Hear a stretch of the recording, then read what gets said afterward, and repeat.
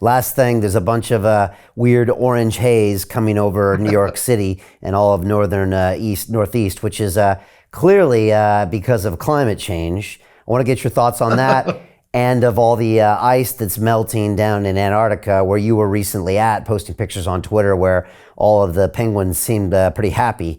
What do you make of what you call the green scam? The green news scam. Well, it is a scam. First of all, I'm hoping the smoke goes away before I'm going out to Montreal for the Formula One, the Grand Prix of Canada. So I'm hoping the smoke clears so the race is not affected.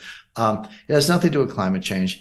It has everything to do with forest mismanagement. So this goes back 50 years. But the greenies, you can't cut down trees, you can't do controlled burns, you can't get out the underbrush. Well, fine. If you do that, you're going to get unprecedentedly large forest fires. The Native Americans 1,000 years ago knew how to manage forests better than the Canadian and the US, I should say, today. So this is just gross mismanagement of greenies, of the forest, and you should not be surprised that you get these kinds of fires with greater frequency because nothing to do with climate change. By the way, the most recent data, and this is a 10-year study, peer-reviewed, published in a highly reputable climatology journal, shows that the Antarctic ice sheets are expanding on net. Now, some of them are getting a little smaller with LC. Others, Ross C, are getting much larger. But yeah, some are shrinking, some are expanding. That's always true. But on net, there's more ice in Antarctica. I just returned from an expedition there. The whales are fine. The penguins are fine. Lots of ice, very cool glaciers calving off, all perfectly normal. Don't get me started on the UN models. I could spend an hour. We don't have an hour, but the simplest way to assess the UN models, they don't even back test. I mean, how are they supposed to forecast anything? No, take the model as it exists today, go back 10 years where we have the data. We're not guessing. We have the data from 10 years ago.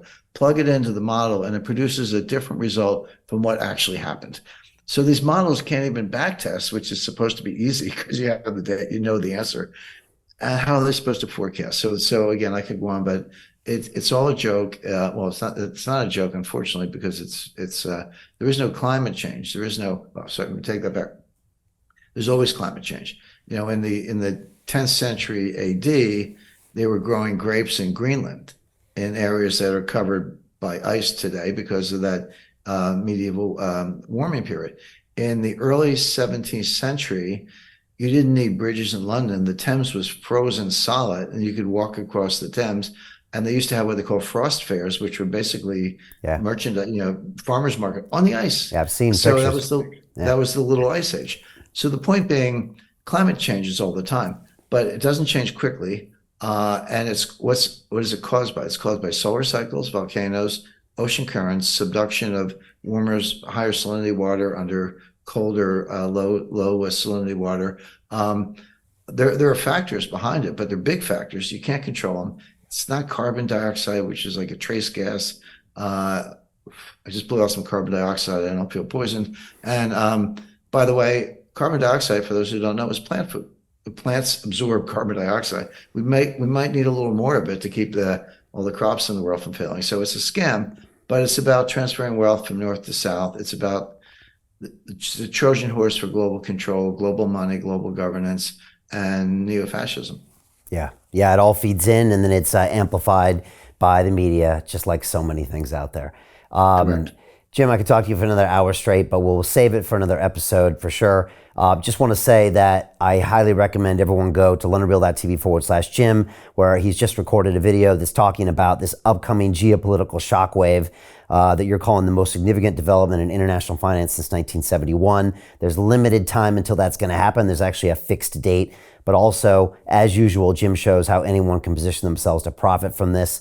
This is very important. I highly recommend everybody go watch that. Jim, all I got to say is when I grow up, I want to be you. You live the coolest life. You're hanging out with the coolest people, doing the coolest things, from Grand Prix to Antarctica. And I saw you doing those treks in Antarctica. I mean, that would make some 40-year-old men timid. And you're out there skiing and all this stuff. You're at the Grand Prix in Montreal.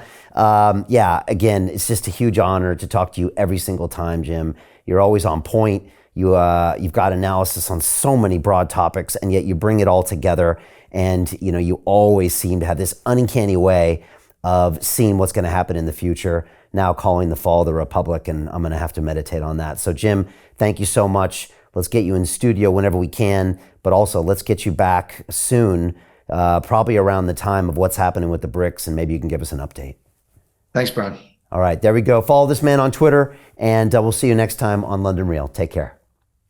Hey, it's Brian Rose, founder of the DeFi Academy. I've told you my 4-week crypto bootcamp is amazing, but don't take my word for it. This is what my students are saying. The DeFi Academy was an amazing experience for me. It took me totally out of my comfort zone. In this course, I was challenged, I was held accountable, and pushed to do things that honestly weren't always easy. It's been phenomenal, and I can't believe we're already up on our 4 weeks. It has flown by. Going through this DeFi accelerator by far was one of the best courses I've taken. You do this course, you really get into the nitty-gritty of the activities that will make you comfortable with decentralized finance.